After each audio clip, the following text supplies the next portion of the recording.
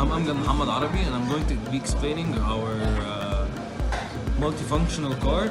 It's the project for the embedded systems. The car works, it has multiple features. It has three basic features. The lane departure warning, which my friend will explain. It has, of course, the car moves by an edge bridge motor. It has warning indicators, and it has a luxurious feature, the MP3 player. The purpose of the car is that when a task as important such as the driving is currently ongoing, it has the highest priority, so it's not supposed to, for example, change the music while the car is driving or something more important is happening. So there are multiple tasks, and they are divided into different tasks. Each of them has higher priority according to the common sense and logic and the safety of the car. My part in the project, I handled the motor of the car, the edge bridge, also the servo motor, which is controlled by a joystick, the MP3 player, and the connection of the LEDs. So let's start off by the edge bridge. The edge bridge has unfortunately it's stuck here, and so it's not so clear, so I'm just going to explain it, and then maybe we can show. It's connected to 4 motors of the car, each of them each separate to each tire.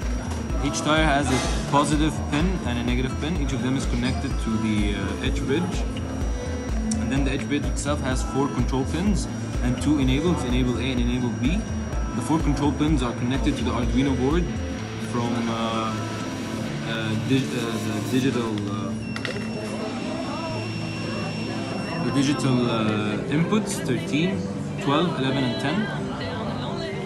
And then the enables A and B are connected to digital inputs as well. The car is controlled by an HC5 module. It's connected to Android smartphone. Once I press 1, it gives the order for the car to move forward. 2, it moves backward. 3, it moves right. 4, it moves left. And 5, everything stops. So this is how the car works. And then we have the servo motor. It's connected by a joystick. The other function was the power mirrors, which is controlled by a servo motor. And the servo motor itself is controlled by a joystick. So basically, when I move the joystick, here's to the left, it's controlled horizontally. So the servo motor has 3 pins: the VCC, the ground, and the analog input. I'm sorry, the digital input, because it moves either right or left.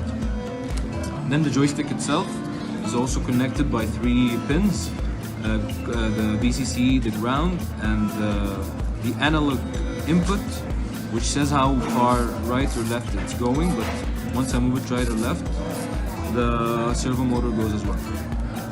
Okay, so let's move on to the luxurious feature of the car.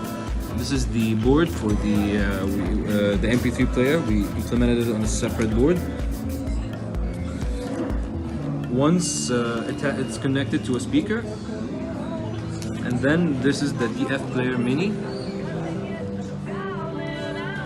Let's move on to the luxurious feature of the car. And this is the MP3 player.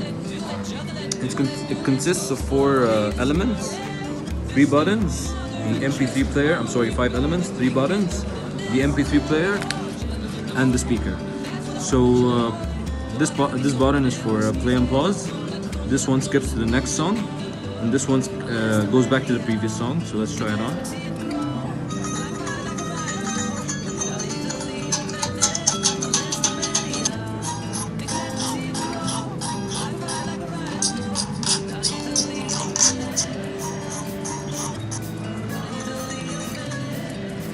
It has the least priority of the tasks, as it is the least important. The DF player mini is connected to the breadboard, and then the first pin is the VCC, which is connected to the common ground of the Arduino circuit. The next pin is the RX, which receives and sends data. The next one is the TX, which also has the same purpose.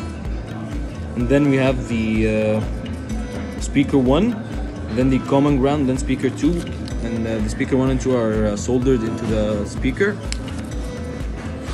And basically this is how it works. The buttons are connected to digital inputs 48, 50 and 52. Once I press, it gives the order to the digital input 48 or 50 or whatever, and then it plays, and so on. So this is our embedded systems project, a multifunctional car. The highest priority is of course given to the driving task of the car. The second most important priority was given to the warning indicators, the seat belt, the seat belt, the fuel level detection, and the water, the rain sensor. Third most important priority was given to the servo motor, the power mirrors, and the least important priority was the MP3 player. Thank you so much. Hello everyone, my name is Ibrahim Mahdi, 40-8639, and today we're gonna discuss the embedded project. First part of my part in the embedded project was the lane detection sensor. When it comes out of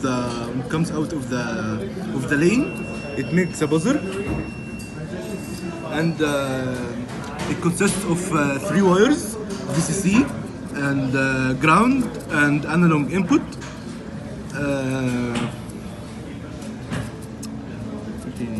Second part in the project is the rain detection sensor board and the rain detection sensor control.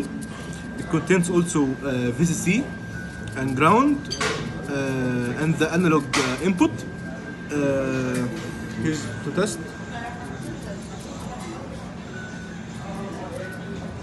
So the red LED turns on, and for the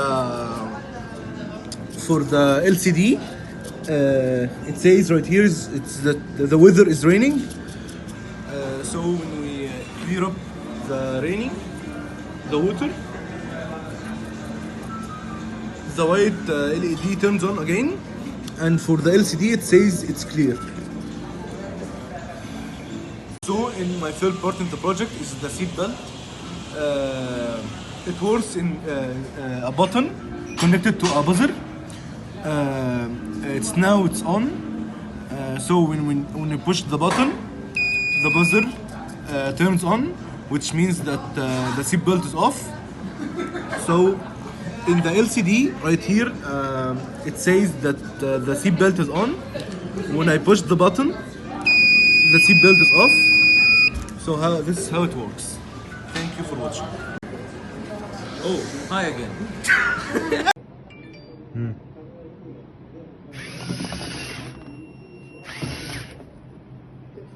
Hello, my name is Ahmed Tariq, 40-5542. I participated in this project by making the LCD.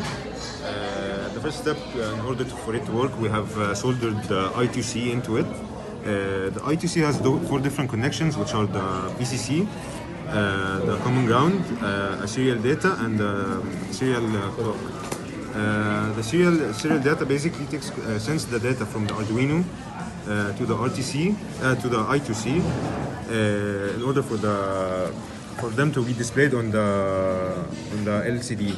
There are 3 different functionalities that are displayed on the LCD, which are whether the weather is rainy or clear, the seat belt is on or off, and 5 different fuel levels of the car.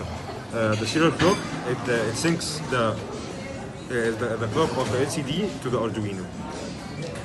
We implemented the water sensor, which consists of 3 different pins: the common ground, the common VCC, and the analog inputs. The analog inputs basically reads from 0 to 1023, which is also 0 to 5 volts. We have divided it into 5 different levels. Basically, each level consists of 205. Each 205 represents a fuel level.